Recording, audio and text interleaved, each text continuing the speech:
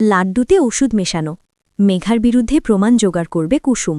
বিস্তারিত জানতে শেষ পর্যন্ত দেখতে থাকুন। গল্পের শুরুতে দেখা যায় ইন্দ্রাণী ঈশানকে বলে মেঘার সাথে আয়ুষের এনগেজমেন্ট হয়ে গেছে। ও এই বাড়ির হবু বউ। ওর সম্পর্কে এভাবে ভাবতে পারো কি করে তুমি? ঈশান বলে এনগেজমেন্ট হয়েছে, বিয়ে তো হয়নি, তাই জন্য আগে থেকে ক্লিয়ার করে নেওয়া ভালো না?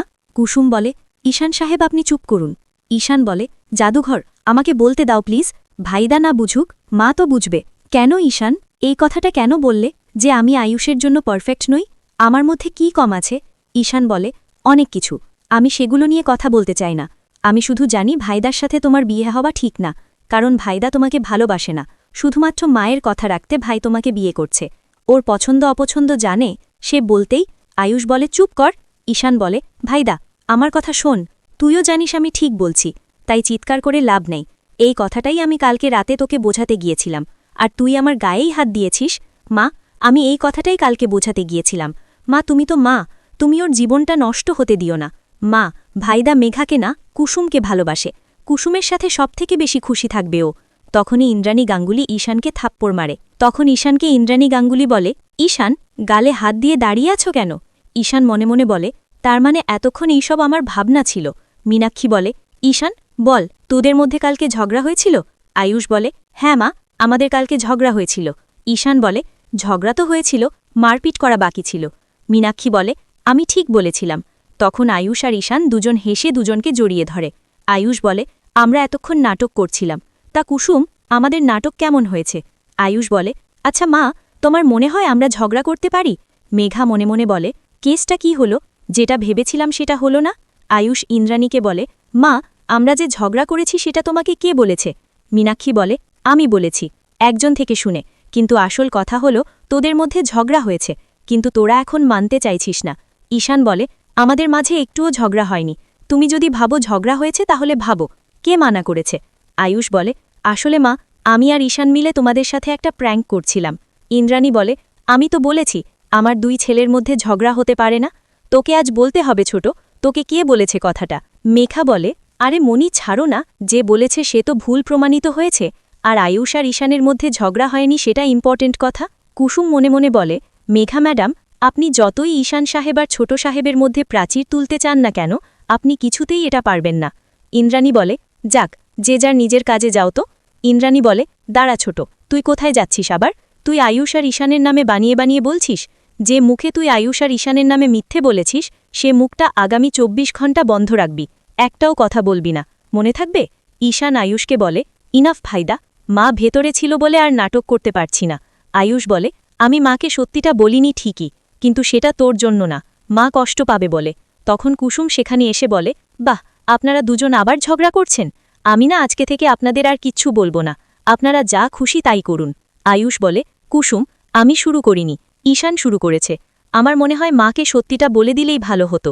ঈশান বলে বললি না কেন, যা দিয়ে বলে দে, আমিও গিয়ে বলে দেই যে গাঙ্গুলি বাড়ির বড় ছেলে ছোট ছেলের গায়ে হাত তুলেছে। আয়ুষ বলে ঈশান, তুই এইভাবে কথা বলছিস? ঈশান বলে তুইও তো বলছিস।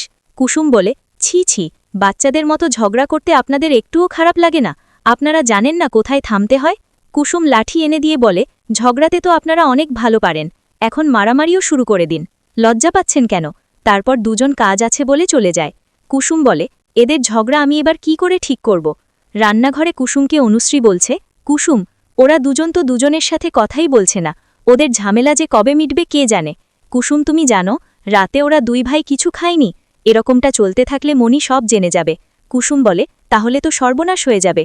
অনুশ্রী বলে শুনেছি ছোটবেলায় একবার দুই ভাইয়ের মধ্যে ঝগড়া হয়েছিল, মনি 2 দিন কিছু খায়নি, আর এখন এমন করলে তো?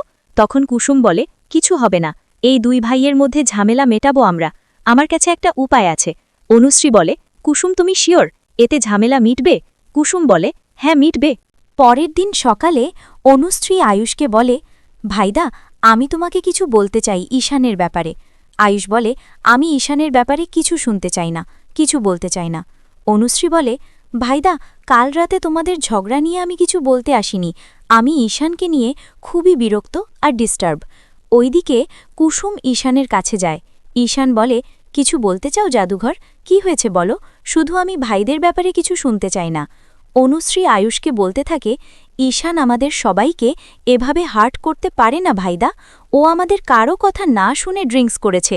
ও আমার গায়ে হাত দিয়েছে। তুমি বলো ও দোষ করেনি?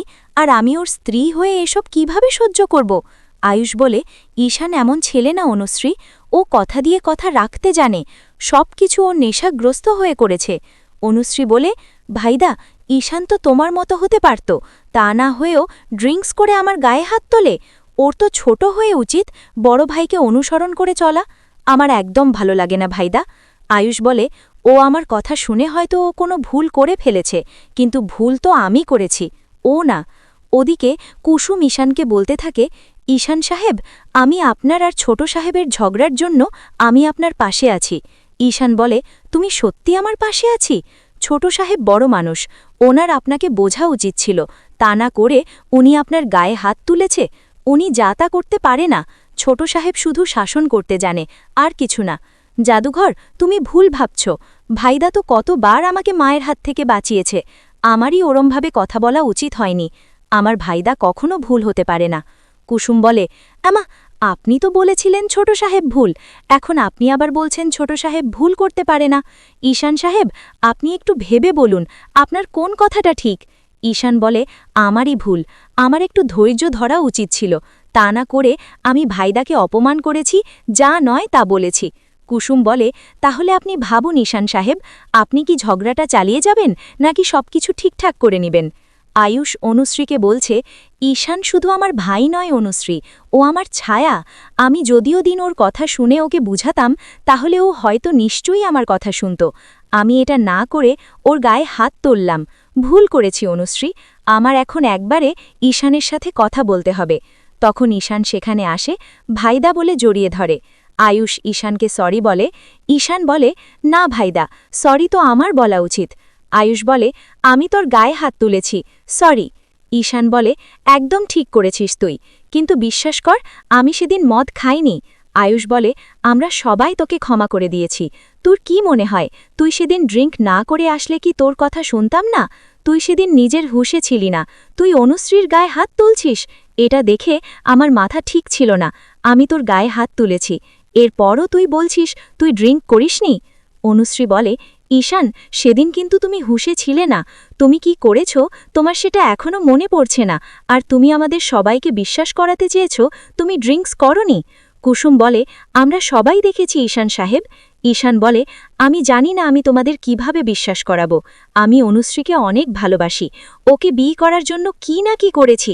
তারপর তোমাকে কথা দিয়ে আমি কথা রাখব না, এটা তো কখনোই হতে পারে না বলো। আমি তোমার মাথা ছুঁয়ে বলছি অনুশ্রী, আমি সেদিন মদ খাইনি।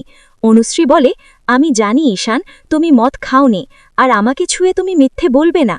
আয়ুষ বলে, ঈশান, তুই যদি সেদিন ড্রিঙ্কস না করিস তাহলে একটু মনে করে দেখ সেদিন কি কি হয়েছিল। ঈশান বলে, ভাইদা, আমার কিছুই মনে পড়ছে না। কুসুম বলে, আমি কিন্তু মনে করতে পারছি, এই ঘরে আসার আগে মেঘা ম্যাডাম আপনাকে লাড্ডু দিয়েছিলেন ঈশান সাহেব। ঈশান বলে, একদম ঠিক, মেঘাই জোর করে আমাকে লাড্ডু খাওয়াতে চেয়েছে। আমি খেতে চাইছিলাম না, তারপর বাধ্য হয়ে খেলাম, আর ওই লাড্ডু খেয়ে আমার মাথা ঘুরতে লাগলো। তারপর জানি না কি হলো। আয়ুষ বলে, ঈশান, তুই সিওর মেঘার দেওয়া লাড্ডু খেয়ে তোর মাথা ঘুরছিল? ঈশান বলে, হ্যাঁ, জাদুঘর তো বললই লাড্ডুতেই গণ্ডগোল ছিল। আয়ুষ বলে, তাহলে এবার মেঘাকেই জবাবদিহি করতে হবে। আমার সাথে আয় ঈশান।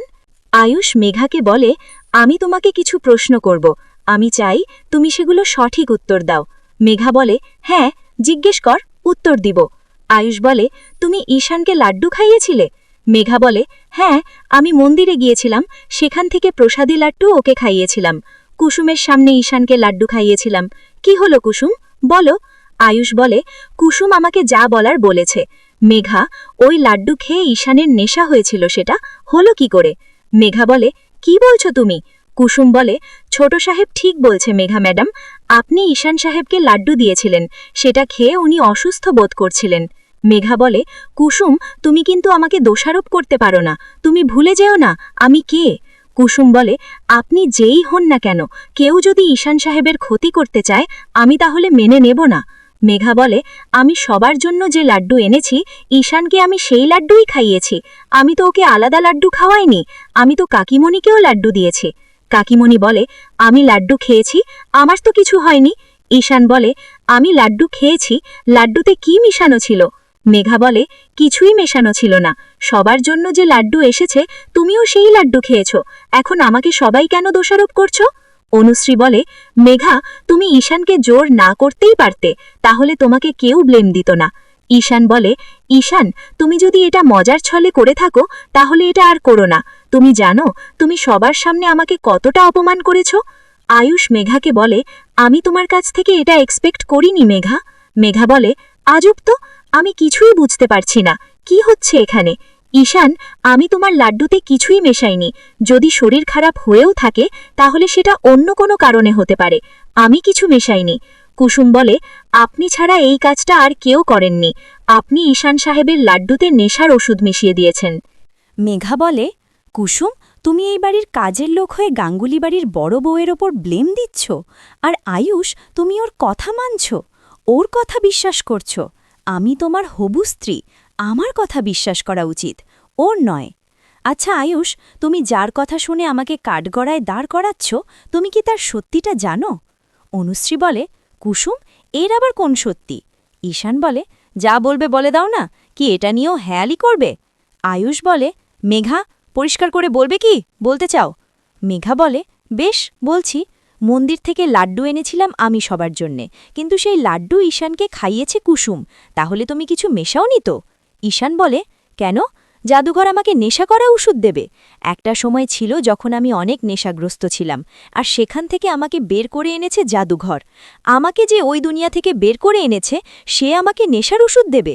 তুমি যা বলবে আমরা সেটা মেনে নেব। মেঘা বলে, বেশ, মেনো না, তাহলে এটা কেন মেনে নিচ্ছ কুসুম আমার এগেনস্টে যেটা বলছে সেটা সত্যি? ঈশান, তুমি আমার ছোট ভাইয়ের মতো, তোমাকে নেশার ওষুধ খাইয়ে আমার কি লাভ? তোমরা সবাই আমার দিকে আঙুল তুললে কেন? আয়ুষ বলে, মেঘা, আমাদের বাড়িতে একটা সিরিয়াস ঘটনা ঘটে, যেটার জন্য আমাদের আসল সত্যিটা জানা দরকার ছিল। মেঘা বলে, সেজন্যেই তুমি আমাকে অবিশ্বাস করলে, তাই তো? আয়ুষ, প্রতিটা সম্পর্ক যে বিশ্বাসের উপর টিকে থাকে, এই বিশ্বাসে যদি নড়বড়ে হয় তাহলে আমাদের সম্পর্ক দাঁড়াবে কি করে আয়ুষ? অনুশ্রী বলে, মেঘা, তোমাকে বিব্রত করার জন্য সরি, কিন্তু ঈশানকে কে বা কারা নেশা করিয়েছে সেটা আমাদের জানতে হবে। কুসুম মনে মনে বলে, শাক দিয়ে মাছ ঢাকা যায় না মেঘা ম্যাডাম, একদিন না একদিন সব সত্যি সামনে আসবেই। পরবর্তী আপডেট সবার আগে পেতে চ্যানেলটি সাবস্ক্রাইব করুন।